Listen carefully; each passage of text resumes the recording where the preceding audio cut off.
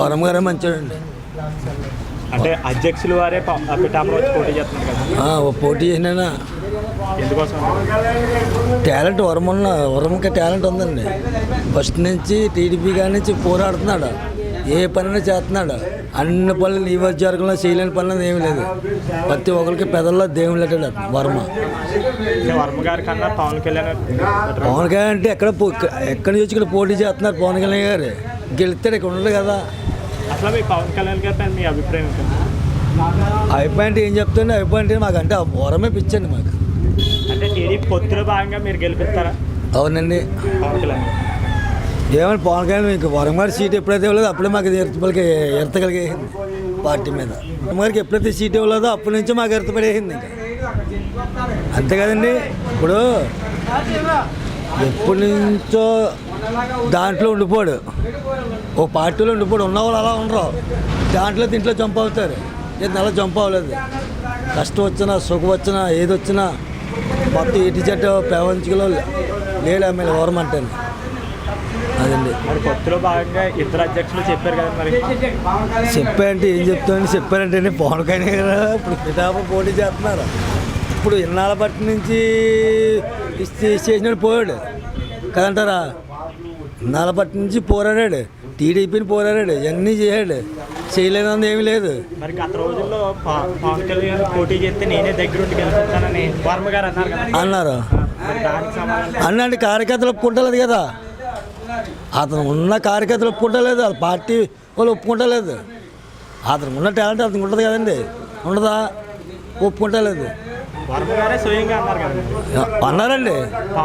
రాకుండానే నేను గెలుపుతాను మీరు చెప్పింది బాగానే ఉందండి. వరం గారే అన్నారు, కాదంటలేదు. కార్యకర్తలు ఒప్పుకుంటలేదు, అతను ఒప్పుకునే కార్యకర్తలు ఒప్పుకుంటలేదు. మీరు పోటీ చేయాలంటున్నారు. ఇప్పుడు ఇండిపెండెంట్గా పోటీ చేయమంటున్నారు వరం గారిని. ఇండిపెండెంట్ పోటీ చేయని తప్పగానే వచ్చేస్తాడు అతను వరం. అతను ఏం చేస్తాం? మా పవన్ కళ్యాణ్ గెలుతాడు, ఇక్కడ గెలుతాడండి. మాకు వరం గారు మాత్రం అన్యాయం చేశారు. ఇక్కడ పచ్చవసాలు సాగు చేసిన వరం గారిని మాత్రం పొత్తులో భాగంగా ఇద్దరు నాయకులు పొత్తులో మరి ఏదో పదవి ఇవ్వాలి కదా. ఇంక అంటే ఇచ్చేదాకా ఆగాలి కదా. ఇచ్చేదాకా ఆగాలంటే మా గంగారు 10 సంవత్సరాల పైన చాలా ఖర్చు పెట్టి కూర్చున్నాడు. ఇప్పుడు వారి బతి నేను బతుకుని ఎడుతున్నాడు. జగన్లో చూసి అక్కడ వెనక ఇన్ఛార్జ్ ఇచ్చాడు. ఇక్కడ వరం గారికి ఇన్ఛార్జ్ ఇచ్చి పవన్ కళ్యాణ్ గారు పెడితే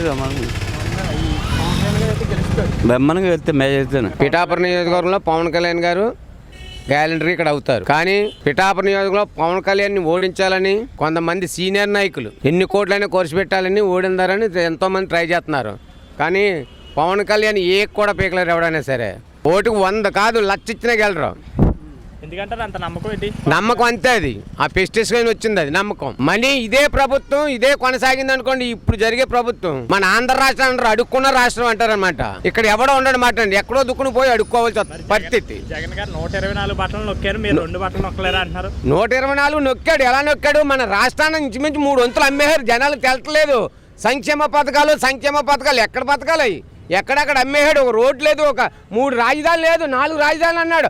ఆడు 3 పేలాలు 4 పేలాలు జరుగు. ఇక్కడ డెవలప్మెంట్ లేని దానికి ఎందుకండి మధ్యలోని పథకాలు అయిందని?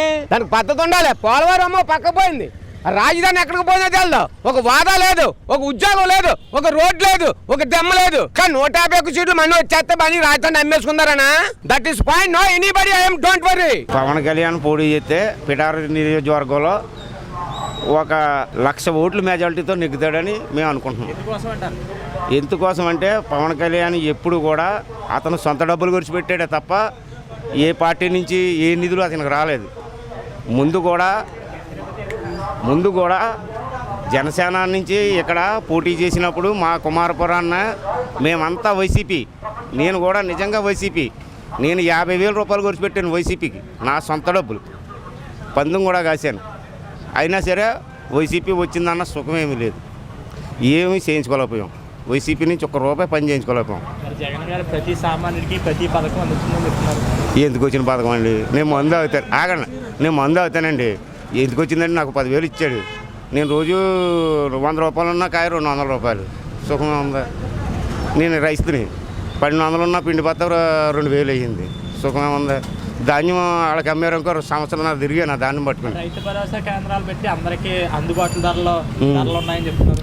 రైతు భరోసా కేంద్రం అంటే ఏమన్నా ఒక ఊరి ఇస్తున్నారు, దానివల్ల సుఖమైన విత్తనాలు ఇస్తున్నారా? విత్తనాలు లేవు. ఒక ఊరి ఇస్తున్నారు రైతు భరోసా కేంద్రం నుంచి.